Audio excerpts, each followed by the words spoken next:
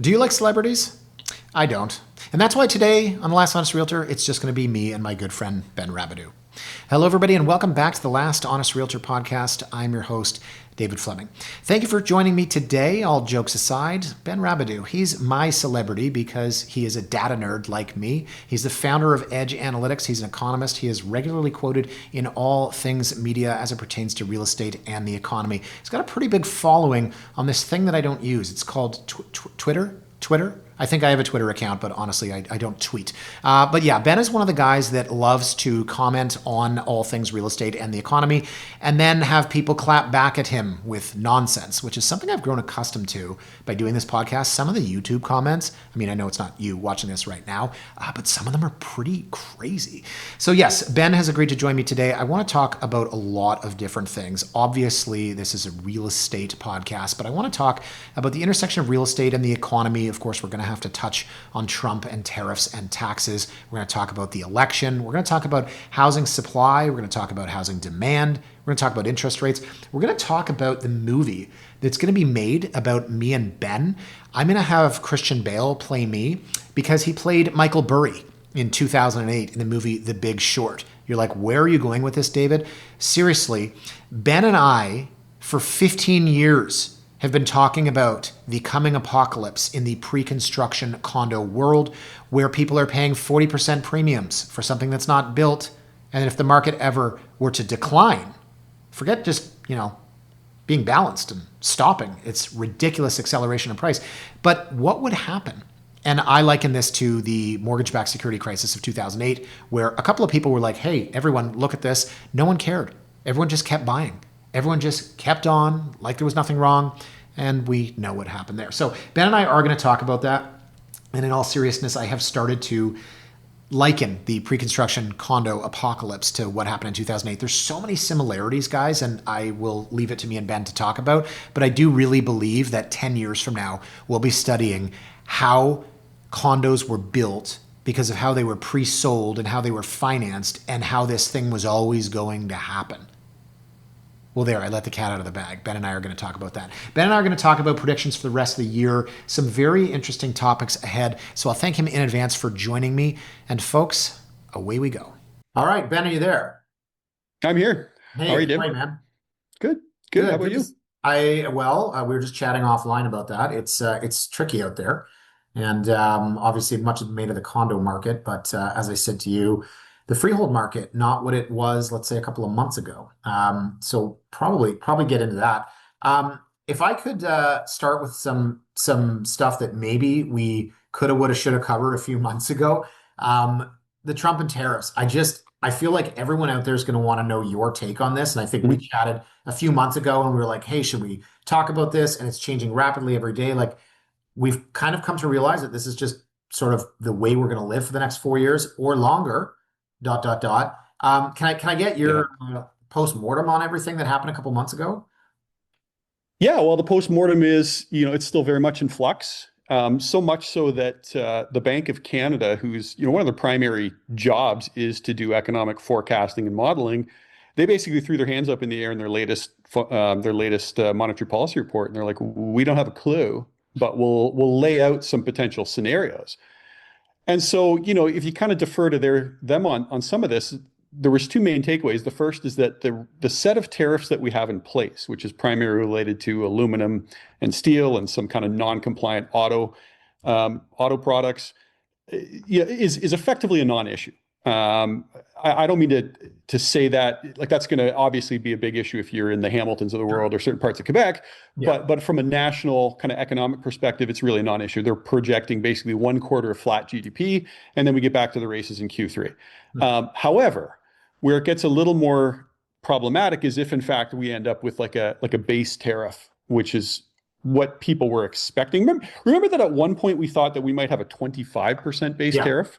And had that come in, we would have been looking at somewhere around a 4 to 5 percentage point cumulative decline in GDP, which is about on par with what we saw during the financial crisis. So like a really meaningful impact to the economy. That's a recession, right? Oh, that is a deep recession. Yeah, that's a real problem. Now, what they're forecasting is if we end up with somewhere around like a 12% base tariff on what's called a trade weighted basis, so you kind of average it across everything that we sell, they're projecting that we end up with 4 quarters of declining GDP, which is a recession, and a cumulative kind of like 1.5 percentage point decline, which is certainly a recession, but is a much more muted recession than anything we've seen since like the 1970s. So like not disastrous. Like you go through a year of pretty soft growth. There's definitely would be job losses. It'll cause a rethinking of how we structure the economy, but not disastrous. So we're kind of in this limbo where we're sort of waiting to see what's going to happen. But I think I'm cautiously optimistic that, I would say that the reaction to the tariffs was so extreme from a sentiment and confidence perspective that it was almost unbelievable.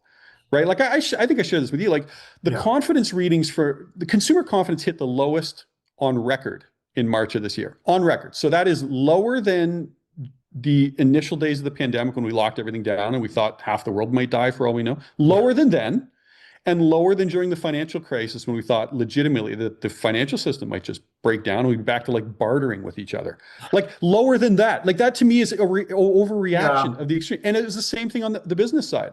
Yeah. So that was an overreaction. The problem with sentiment is perception becomes reality in that, as you're experiencing, once people lose confidence, they stop making big ticket purchases. Once businesses lose confidence, they stop hiring, they stop investing. So my thinking, my high level takeaway is if we get that base tariff that's somewhere in the 10% range, it's not fun, but it's manageable, right? It'll be a recession, but a milder recession than anyone has lived through in 50 years.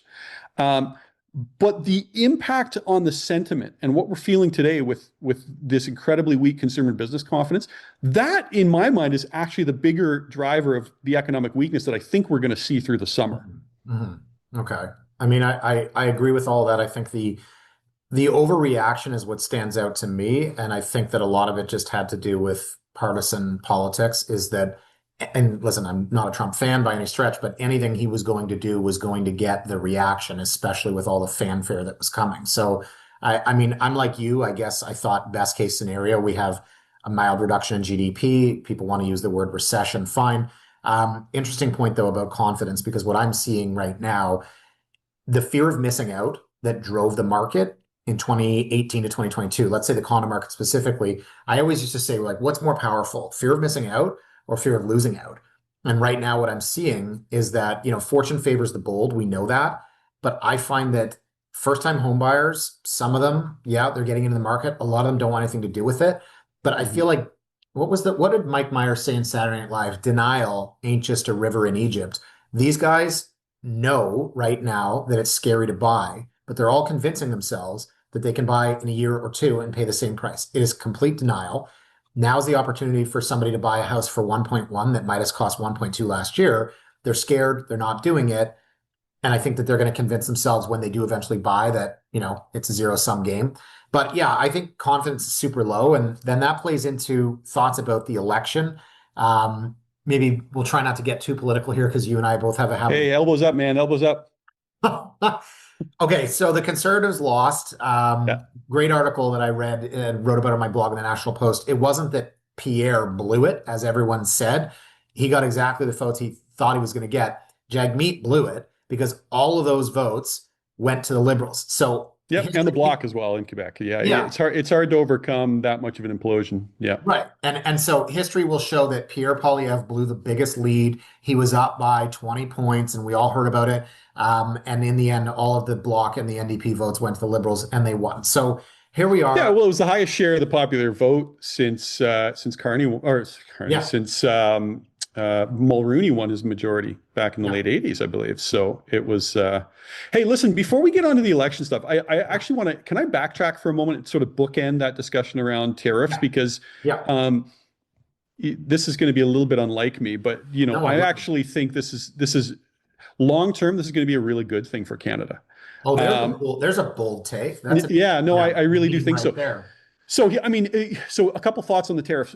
They're forcing a fundamental realignment that's been long overdue. There's money that's just sitting on the floor in Canada that we can't pick up because no one can kind of get over themselves to pull in the right direction. So, How what do I mean so? by that? It's like Yeah. we've got internal trade barriers Yes. that prohibit the free flow of goods and services across provincial boundaries, and we've known it's been an issue for decades. But the provinces just can't seem to get together and sort of like figure out a way to just agree on some common principles. Yeah. And if they were to do that, there's evidence that that alone could add somewhere on the order of $200 billion to Canada's GDP. You're talking about like a 7-8% hit. So on one hand, and when I say hit, I mean an increase, a boost of 7-8%, just from reducing those internal frictions.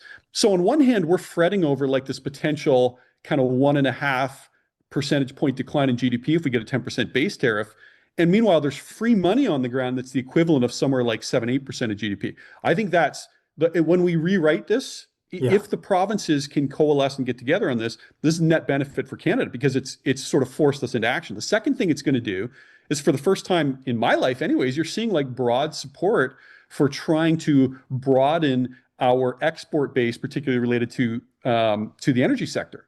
Oh, And don't so get me you're started on getting, that. Yeah. well, but this is the first time we're seeing some agreement that, yeah, we need to diversify. We need to get pipelines built. We need LNG. There actually is a business case, it turns out, for LNG. Like all this stuff that, I think in time, there is a chance. I think a pretty good chance that we will look back on this as being the catalyst that forced the change that we could never sort of seem to get the incentive to sort of do ourselves. But isn't that sad? Like, listen, somebody watching this right now probably is happy that we banned plastic straws. I don't care, right? I will go on. I'll put my thoughts out there. I don't care. But as far as the just kind of patheticness, if that's a word, of the fact that in order for us as a country to get our act together, we needed chaos. We needed Donald Trump to come and blow up so you're saying now we're going to get our act together. You said decades, internal trade barriers, money on the floor.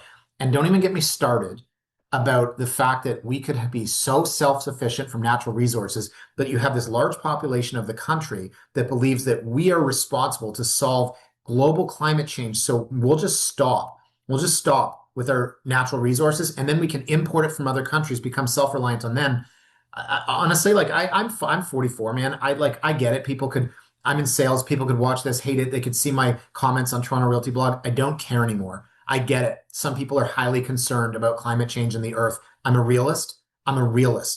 I cannot believe what we have done. We have so many natural resources in this country, and we're shutting it all down.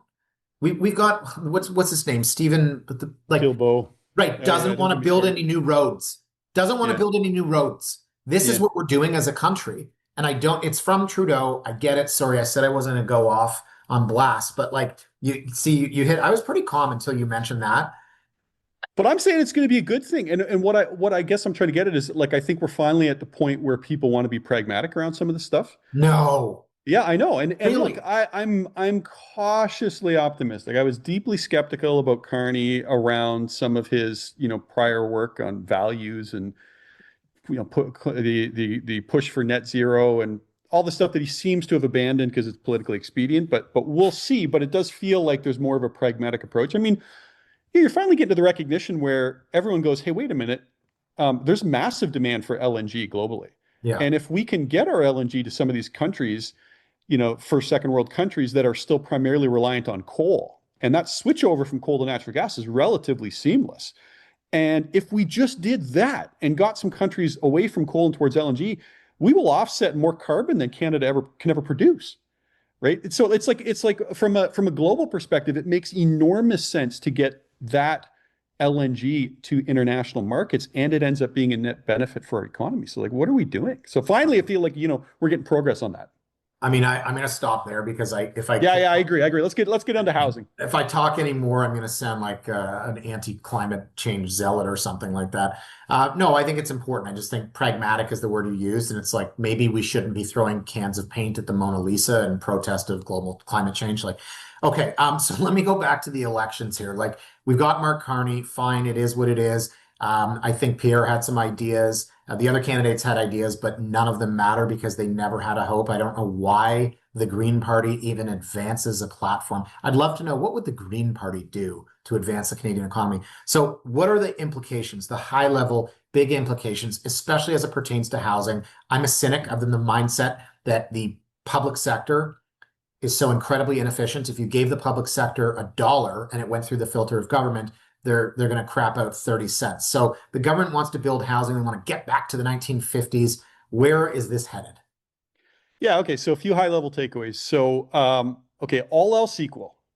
Um, so you're not going to agree with me at first pass, but hear me out. A Okay. Carney government is going to be better for economic growth in the near term because they're willing to run larger deficits. And deficits are stimulatory in the near term. They just are. You can't get around it. And so, What about the ones that go on forever in well, perpetuity? that's a separate discussion. The longer term implications is a different discussion. But if we're talking about the next year or two, Yeah.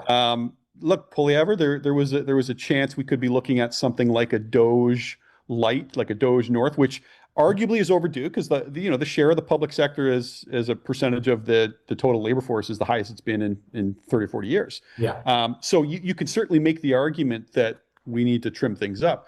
That likely would have happened under Polyever. Now, the problem with that, the problem, as it were, is that is a constraint on growth in the near term. Over the long term, it's a different discussion. A Carney government is definitely more pro-growth in the near term, no, without question.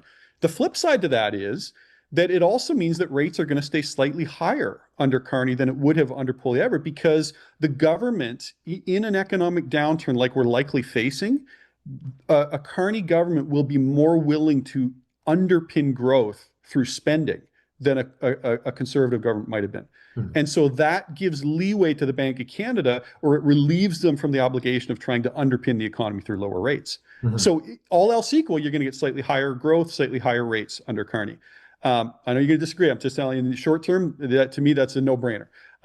You're also going to get slightly stronger population growth, I think. Okay. I think there was the potential that a conservative government would have really tightened the tabs. Yeah. We could debate whether that's a good or bad thing. I personally think we need to, a bit of an overhaul on the way we've thought about immigration over the last few years. Yeah.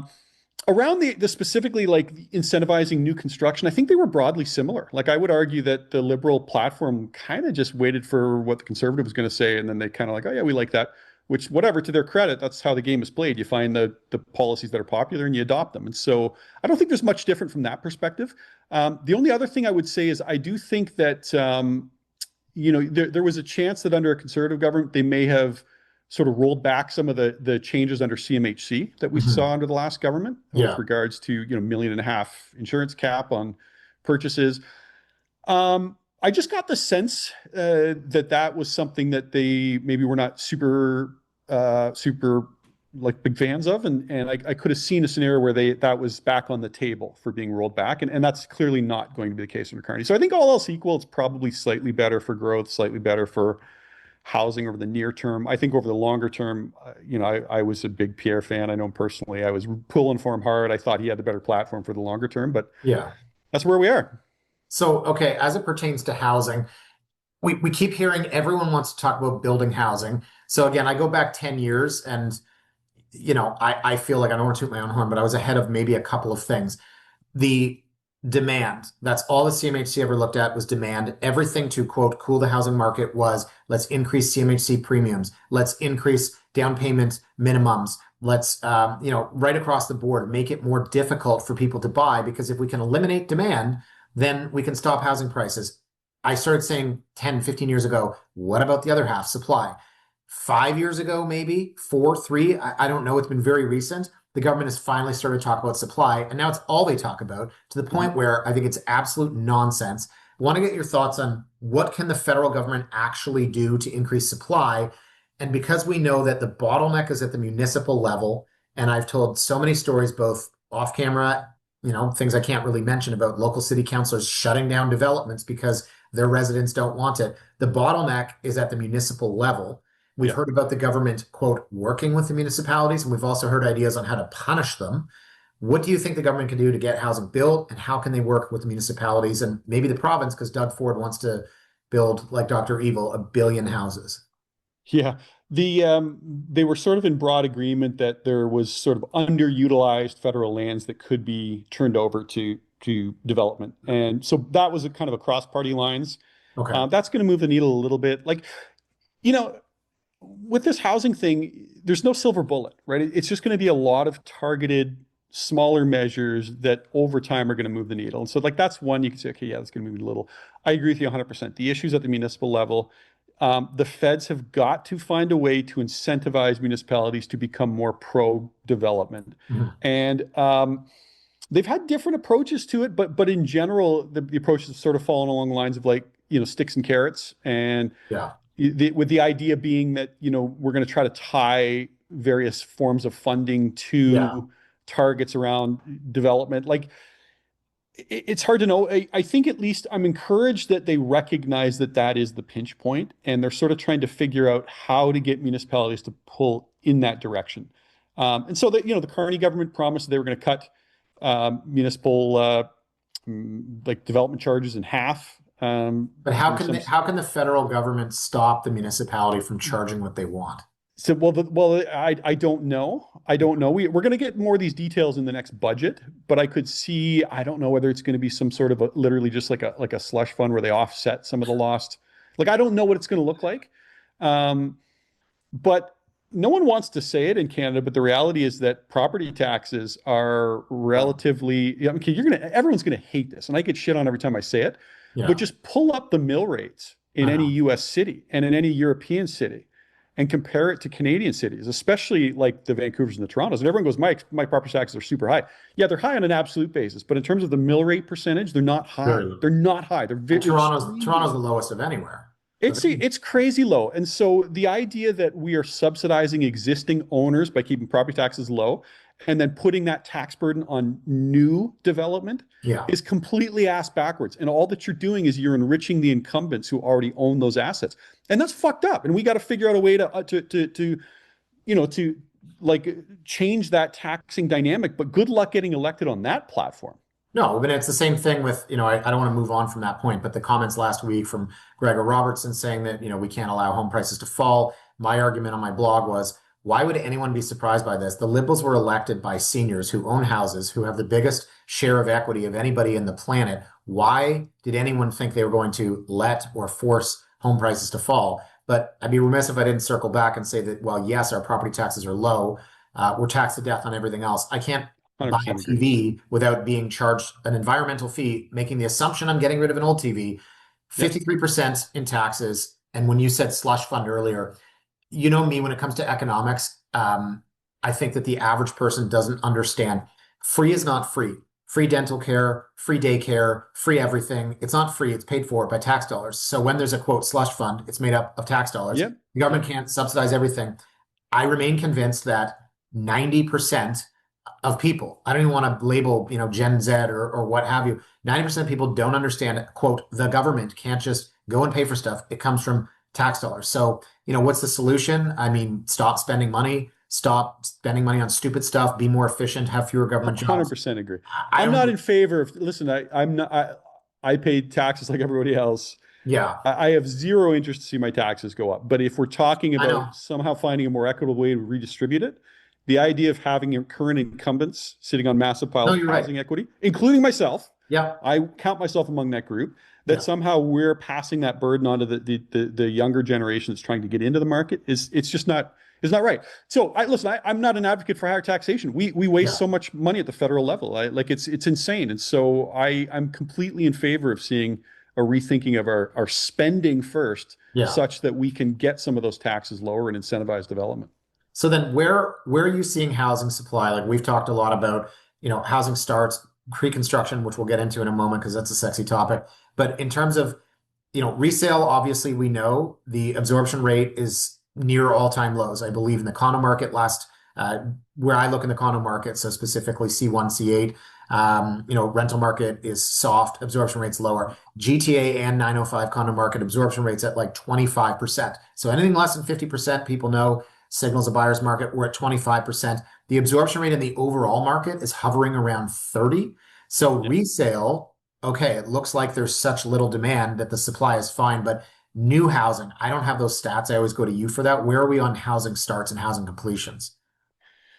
Yeah, it's this weird time. It almost feels like that kind of Wile E. Coyote moment where, the coyote's gone over the edge, right? And the coyote being home, like new housing construction. Yeah. But the resale market still looks very well supplied. And so it's Yeah. this weird dynamic. I agree with you. Like if you look at something, just to frame it for the listeners, so something like the sales to new listings ratio, which you refer Yeah. to as absorption. So just a simple measure of supply and demand.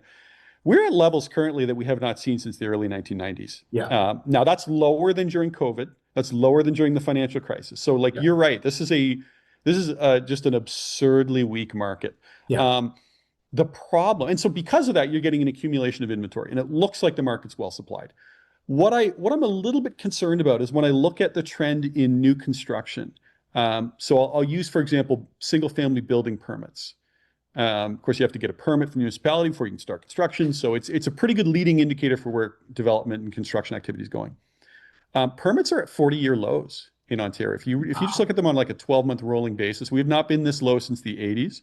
And in BC, we have no precedent. Like we have data going back to 1980. It's never been this low. That's single family. Yeah. And so I think you could get into a situation. I wouldn't be shocked if a year from now the single family market is definitively improving. Sales are probably still going to be weak, but better than currently. But the inventory might start to really normalize come next year. Okay. Little different situation in the condo market. There's still a lot of new supply still to come. If you look at what's currently under construction, we probably have one more year of record high deliveries, and then they start to kind of taper off once you get kind of towards the back half of 26. Where it gets interesting though is if you look at new condo sales. Yeah. And here I'm leaning on data from, I think it's Altus. It's reported by Build, which is the industry group. And on a 12-month rolling basis, we've only seen 3,600 new condos sold in the last 12 months. Yeah. So there's this great chart where if you look at condo starts versus new condo sales, starts lag by about 18 months, which makes sense because developers have to pre-sell units, go get their financing, start building. And that's about an 18 month process. So in other words, with new condo sales running at sub 4,000, you can pretty much pencil in that 18 months from now, condo starts will be in that same range. Mm-hmm. Now, just for context, at peak 2 years ago, we were looking at 37,000 new condo sales. Right. So we're talking about like a 90+% reduction. Now, you roll that forward further. So we're talking 18 months from now, starts will be down sub 4,000. Roll that forward a couple more years. So now you're getting into like 28, 29, maybe even into 2030. That's going to be the level of completions in the new condo market. So we're going to be looking at sub 4,000 completions. Now, for context, even in a really weak market like we have currently, we've still had like 16, 17,000 condo sales in the resale market in the last 12 months in Toronto. So that you can kind of get a sense of the discrepancy there between future supply. Now, there's not a story for a couple of years, but it's going to be other, but that future supply being dramatically curtailed, such that I think that market's going to be quite undersupplied, but that's not going to be a story for at least 3 or 4 years. The market's going to recover before that, right? But I wouldn't be surprised if a year from now, like I said, I think the single family market next year at this time will probably be firmer. I think almost certainly. Yeah. I would not be surprised if the condo market still looks really soft. I think you got another at least year or 18 months where this market, the direction for condo prices is probably down. And the big unknown in all this is going to be the employment situation. If the wheels come off in employment, then that's really going to drive for sales, and you could really start to see prices come under pressure.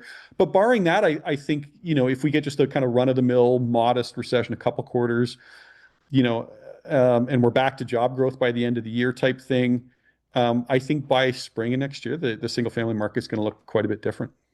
And so just speaking of sales, so we're talking about obviously housing supply, the other half of that sales. I made a lot in 2023, the fact that I always say of all time, here's where it gets tricky. The stats for TREB start at 2002. And my argument is also, well, hey, the city was half the size in 1999. So when I say of all time on my blog, 2023, lowest sales of all time, they were a little more than half of the peak in 2021. So you had around 122,000 sales in TREB, and that went down to about 67,000. last year, 2024, was moderately more than 2023. So we're talking 66, 67,000 sales. I came into this year, I ran this contest on Toronto Realty Blog, prediction based. I had like 40 people submit, which was great. The average number of sales, which was one of the questions, right? The average prediction among 30 something on readers was around 78,000. We're all going to be wrong. I think we are going to see less than 60,000 sales this year, which is mind blowing. And so Yeah. I've run the data basically through, April, which is only 4 months, but grading on a curve to previous cycles. If you look at where we are, Jan, Feb, March, April, as an average in relation to kind of a rolling average of the last few years, I'm looking at 57, 58,000 sales, which is crazy to me. Not just the lowest of all time, but way, way below what we saw in 2023, 2024. So, I mean, I've kind of answered this, and obviously I'm the one that's selling real estate out there, but like, why do you think we're seeing fewer sales? I mean, interest rates are being cut. Like, what is it? Is it panic? Is it media? Like, what's your view on that? Well, so I mean, I look at it. So I generally look at the same data you're looking at. So when I look at sales on a per capita basis, we are at the lows that we haven't seen in 30 years. So you're right. Sales are just unbelievably low. And have been now for a couple of years. Now, you got to remember that coming out of COVID, we went through a 2-year period where they're exceptionally high. So some of that weakness we've seen is sort of a payback from where we clearly pulled some demand forward. Yeah. But we're way beyond that now. Like, we're to the point now where sales have been so low for so long that there's an element of pent-up demand building. And it's hard to know what's going to get that to unleash. So I have a view that I actually think home sales, adjusted for seasonality, probably bottomed in Q1. Wow. And and the reason for that is, so you look at, so let's talk affordability. I think that everyone knows, well, housing is really unaffordable. We get that. Okay. So if I look at something like, so a simple calculation I do is, let's take the typical house in Toronto and you use something like the house price index benchmark price, just as a proxy. Okay. Yeah. And you do a simple analysis of like, well, what's my monthly mortgage payment if I buy that house, finance it at 80% loan to value at current rates? What's my monthly mortgage payment? And so you saw from kind of 2016 to 2020, it was actually surprisingly flat.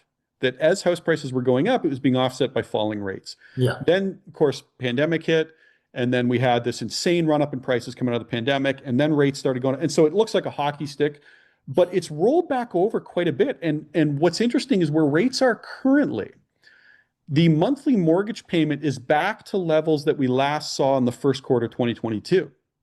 And if the Bank of Canada cuts one more time in June, which I think is, right now markets are saying kind of 30% odds, but I think it's probably higher than that. I'm expecting a cut in June. Yeah. That'll put us back to levels that we were at in the fourth quarter of 2021. Now, for context, sales in the fourth quarter of 2021 were 50% higher than currently, 50. That was the record year, 2021. Yeah, well, even you go into the first quarter of 2022. Yeah. We're still talking 15, 20, 25% higher than currently. Yeah. So it's not that affordability was shitty back then. It's still shitty today, but sales were dramatically higher back then than they are today. Yeah. Right. So what is it? Well, I think there's two things driving it. The first is, which we discussed, is confidence. You need confidence to come back. Now, one thing to note is in the last 3 weeks, we've seen a dramatic rebound in the weekly confidence readings. In fact, it's the steepest 3-week increase since we've seen since coming out of the lockdowns and COVID. So, so we're seeing sentiment is improving. I think that will start to translate into slightly higher sales, but we're not getting back to those kind of like those highs from 2021 and early 2022, because the investor market is dead, as you know. Like the investors were 30 to 40% of the buying pool back in 2021, 2022. Yeah. They basically round to zero today. And of course, why wouldn't they, when you've got, the rental market is pretty soft, prices are going against you, cap rates still don't, like, it's really hard to carry unless you're willing to put a lot down. Yeah. So it's still, from an investor perspective, it still doesn't make sense. And so I think you will see end users start to re-engage. And so there will be an upward drift in sales through the year, but we're not getting anywhere close to being back to those key levels or those highs for a couple of years because you need those investors to re-engage, and that's going to be a long process, I think. Okay. Yeah, I mean, I think it all goes back to the confidence. That's what I'm feeling out there. Like I said, don't want to sound repetitive, but the fear of missing out drove the market a few years ago, and people are just so afraid. I've had a few people reach out. I had an investor reach out, a guy I've been talking to off and on for years. He said, what's happening with condo prices? He said, can I get a 2 bedroom for under 500K? And I was like, no, I mean, if you want to go to Joe Schuster Way, not the best building, forget about, Abel and Lisgar. The people that are from Toronto know what I'm talking about. And I said, yeah, maybe around 500. And he said, you know what? I think it's going to drop further. I'll reach out in 6 months. So yeah, listen, if you're a long-term investor and you're looking for 20 years, I don't know that it matters whether it's today or 6 months from now. But I feel like the sentiment out there, even among the investors and specifically with the end users, like imagine being a 25-year-old and you're thinking about, okay, I've been in my job at a law firm for 3 years. I'm going to go buy a downtown condo. You are scared beyond belief that if you go buy something for 520 that was trading for 640 in 2022, well, you're going to look like an idiot because your cubicle mate's going to pay 470 for the same thing. So I would remind people, I don't want to sound salesy, but it's an investment, yeah, but you're still living there. So if you want to move out with your parents, or get out of the rental or whatever it is, or you want to buy that really great condo in King West with your nice terrace, now I'm really selling it. But I think people get too involved in the investment aspect when, of course, it is for for use. So okay, let's segue into, because I think this could potentially be a long conversation. Actually, you know what? I'm going to open with. Okay, what I'm going to open with is a yes/no question. Okay, do you ever wake up in the morning and think, my God, are David Fleming and I just like Michael Burry was in 2008? You're looking for a yes/no answer? That's never, that particular thought has never crossed my mind. I definitely, I've been, as like you and I have had the discussion for years, Yeah.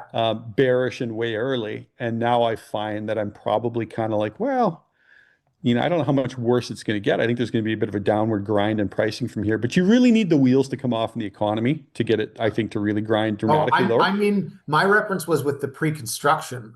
Oh, that's a shit show. Oh yeah, man. That's what I mean by me. Oh yeah, Me and you being Michael Burry.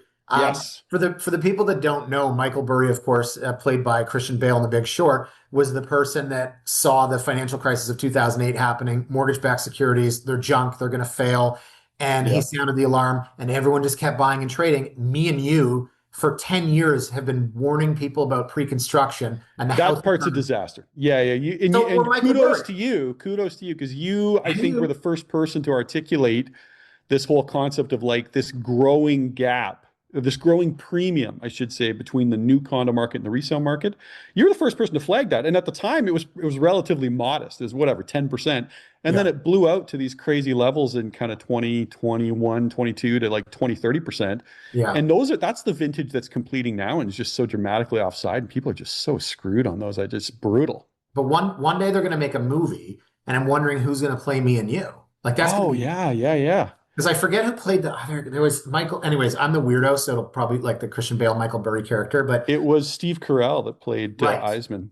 So jokes aside, for those people that haven't been following us for that long, look, once upon a time, pre-construction prices were lower than resale, which made sense because you're taking on a risk, you're buying an unknown, you're waiting for something to be delivered, and that made sense. And then prices drew even, and that's when I said, why would anyone buy pre-construction? This is absolutely crazy. Then prices went up. You're paying more for something that could be canceled, could have major deficiencies. There could be material changes. The elevator directly into the subway that they promised, they just didn't do it. The rooftop pool, nope, they didn't do it. There's so many issues with it. Or just prices go flat for a few years. And that's interim, right? That's the crazy thing is that when we started to see a 10% premium for new construction, it made no sense. When the premium is 40%, and let's use some numbers here, Ben, you're paying $1,800 a foot in pre-construction. Resale next door is $1,200 a foot. I'm saying, why would anyone do that? And everyone's telling me, shut up. I'm getting blasted on every social media by every new condo agent, and I'm getting absolutely torn apart. And then it's like, forget if prices come down. If they just stay flat, you're screwed when this thing's finished. Now prices have come down. You paid $1,800 a foot. It was worth $1,200 on the resale market next door. Now it's $1,000. Me and you were calling this for That's years. fucking nuts, man.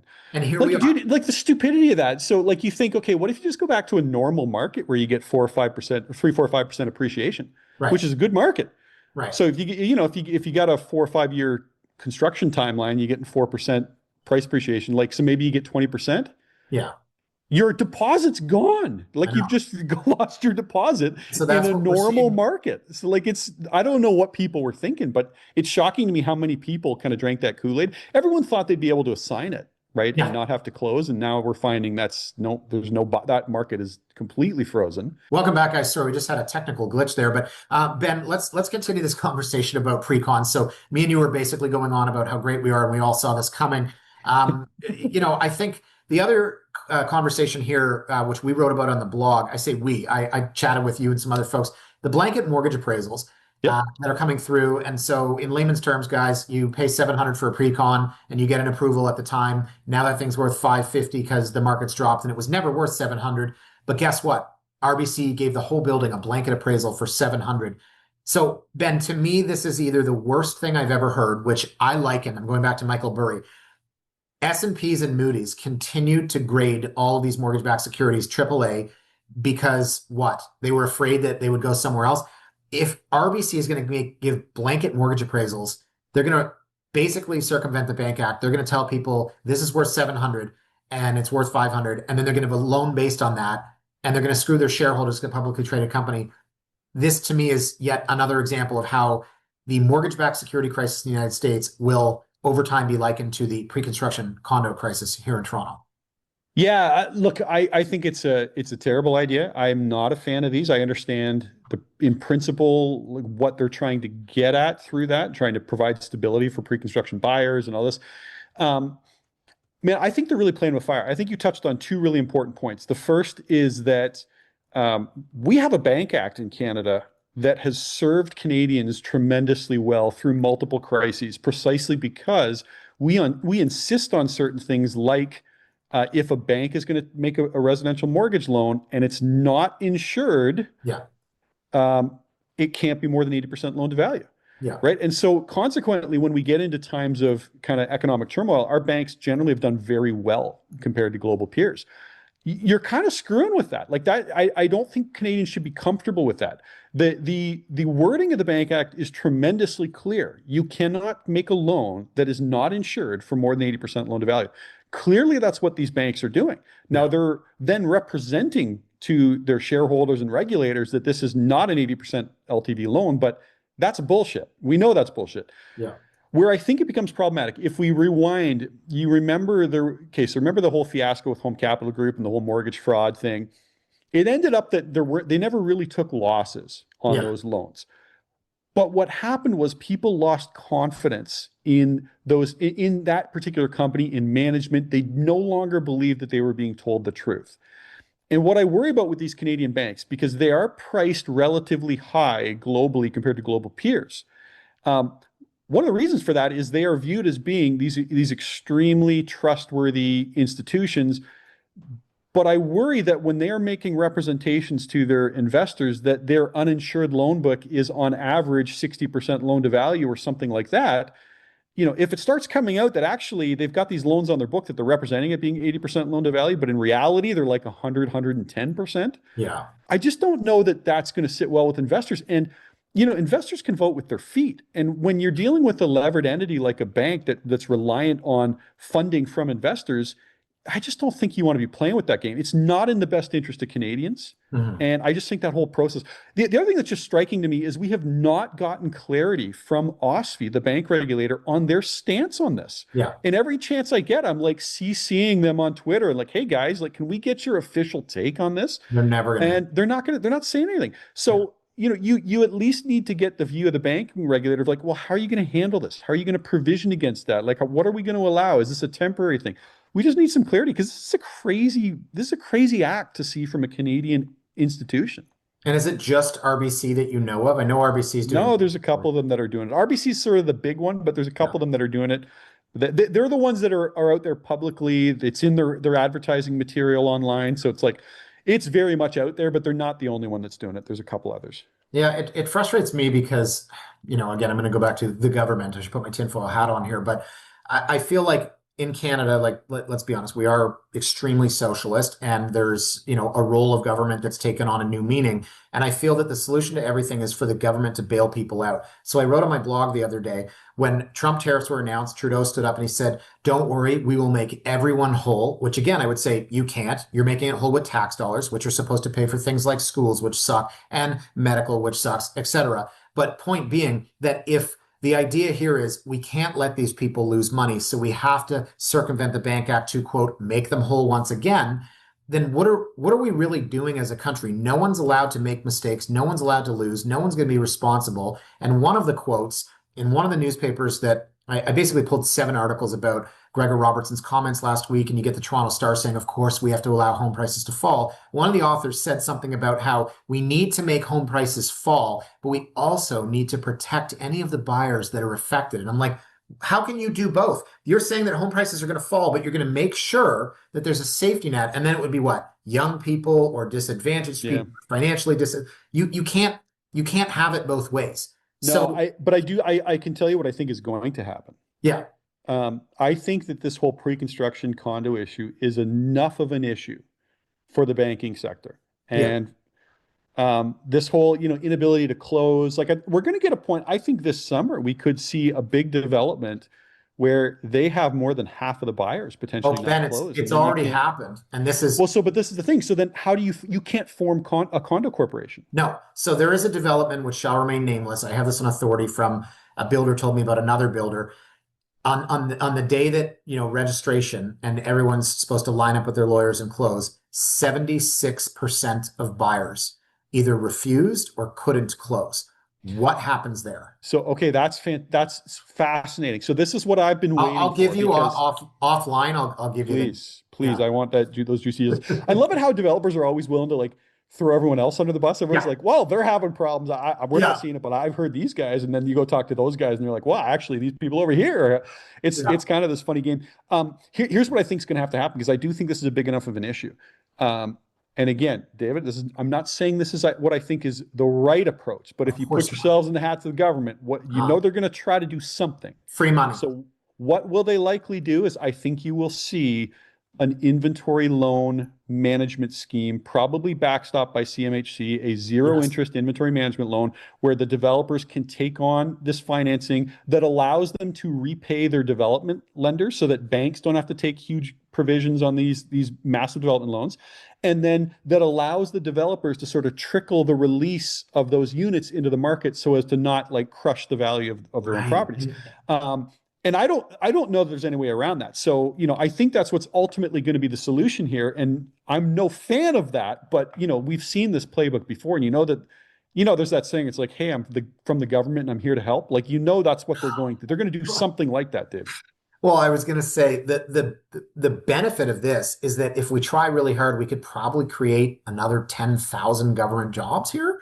Like we could create a whole wing. I mean, I think the solution, the government's taken over, let's see, alcohol, cigarettes, cannabis. They should just take over real estate. They should just oversee all building, all sales, all purchases. They should just take over absolutely every aspect of our lives here. So yeah, I figured that's going to be the solution, is the government needs to step in. But, in fairness, I don't actually have another suggestion other than to let it all implode. But they're not going to do, David. I know. Well, it's real estate's too big to fail. And that's why, you're not wrong. But among other reasons for the last, 2004, I got into the business. Okay. So in 2004, people are calling for the collapse. And I've written about this on my blog so many times. 04, the collapse. 05, 06, right? We get Garth Turner. We get all these people. Hilliard Macbeth, the collapse. And all along I've been saying it's too big to fail. The entire country would implode because CMHC is backstopping the banks, because of the equity that seniors have in their homes. It's a tax recap. Like this system, you could say it's rigged. But I've been saying this all along. Like, I feel bad for the guy in 08, read Garth Turner's book, and he's like, yeah, I'm waiting for the 80% collapse, and now prices have tripled. Well, okay, but I think you got to define what fail means, right? So when you say it's too big to fail, like what I would say is we've now seen a price decline from peak of 18% nationally. Yeah. And that's almost 30% in real terms. Yeah. Man, That's a pretty big fucking drop. Now, After a 20-year bull run, right? sure, sure. But eventually, like, so I don't know. It's not like we're not living through the midst of a historic downturn in prices off a peak already. Like we are. This is a worse downturn than we've seen in 2017 and Yeah. during the financial Absolutely. crisis. Absolutely. It's actually a worse decline nationally than we saw in the early 90s. Yeah. That was primarily like a Toronto, Southern Ontario phenomenon. The rest of the country was mostly fine. And today we're seeing real pockets of issues around the country, but let's be fair, mostly Ontario and BC. But this is a real drop, man. Like I don't know what too big. I don't know what fail means, but a 20% drop off peak, a 30% decline in real terms is not nothing. No, and I would say that, not to minimize what happened in the 90s, but like on relative terms as a percentage, sure, we're past that. But if the average home price went from 190,000 to 160,000, yeah, it's a lot. But now you're seeing people lose. I mean, look, I've had somebody who didn't buy through me, they paid $1,480,000 for a house. And when I went and met them last year, I was like, guys, this is a 1.4 house. And they were aghast. And you factor in their land transfer fees and their real estate fees. These guys took a $150,000 loss. Now, mind you, they bought another property outside the city, which they got for a pittance. But we are seeing real losses here. Sure. And so you go back to the articles in the Toronto Star about this sad sack guy that bought pre-construction, thought he couldn't lose. And he's actually got quotes that say, I didn't think anyone could lose money in Toronto real estate. No, I know, it's crazy. That was your first mistake. And then you get people saying things like, well, I assumed I could have signed the agreement of purchase and sale. And that's a whole other topic. So did you hear, Dave, man, I don't want to throw this guy under the bus too badly, but fuck it. He put himself out there. Let's do it. So there's this Toronto Star article about this guy whose deposit is tied up in this failed condo development. And he's kind of like, hey man, I want my deposit back. And what's hilarious is this guy, two things. First off, doesn't realize that had that development gone ahead, he would have lost his deposit and then some, because that dude bought at peak. So he's kind of like crying about, hey, my deposit's tied up. I'm like, dude, you dodged a bullet here. That's the first thing. The second thing is that, this dude works as a financial planner for a bank. Yeah. And he went on record.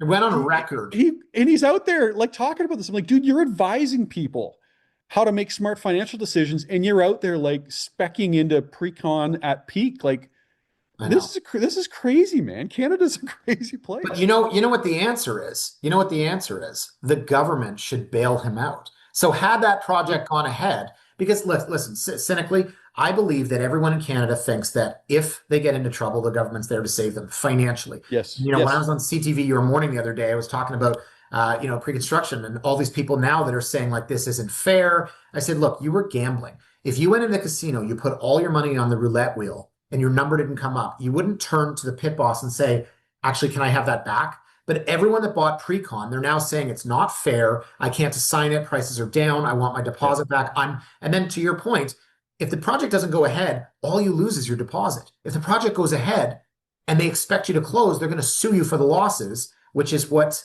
we saw. Who's the developer? I can't recall. It starts with a C.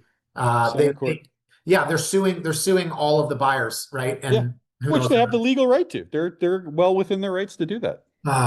All right. Well, listen, I said I'd get you out of here. I know you got some work around the property. Just working on homes, man. I went home last night and I mowed my lawn at 8:00. I look forward to it all day. Just crushing the front lawn right now, man. It's a good way to just kind of unplug, right? Yeah. All right. Listen, I appreciate it, Ben. Thank you so much. We're going to put this podcast out, put it up on the blog as well. And I'll catch you next time. Thanks, buddy. Sounds good, buddy. Okay. Thanks, take care. Bye-bye. Well, there you have it, folks. I hope you enjoyed the preceding banter between me and Ben Rabidoux, just two guys chatting unscripted for an hour about all things real estate, economy, politics, housing demand, supply, and oh my God, pre-construction. If you happen to be watching this on YouTube, feel free to drop a comment down there. Don't feel like you need to be nice, because all those comments go to my phone. Sometimes I'm like putting my daughter to bed. There's a comment that's like, yeah, well, you're just a scumbag real estate agent, piece of crap. I'm like, yeah, no, that's 2025 for you. Seriously though, don't stop leaving comments in the YouTube section. And if you happen to be listening to this podcast on Apple or Spotify or whatever other cool things there are that I don't know about, like ICQ, if you're under 40, you won't get that, or MSN Messenger or wherever you get your podcast, please remember to like, comment, and subscribe. We'll see you next time here on The Last Honest Realtor.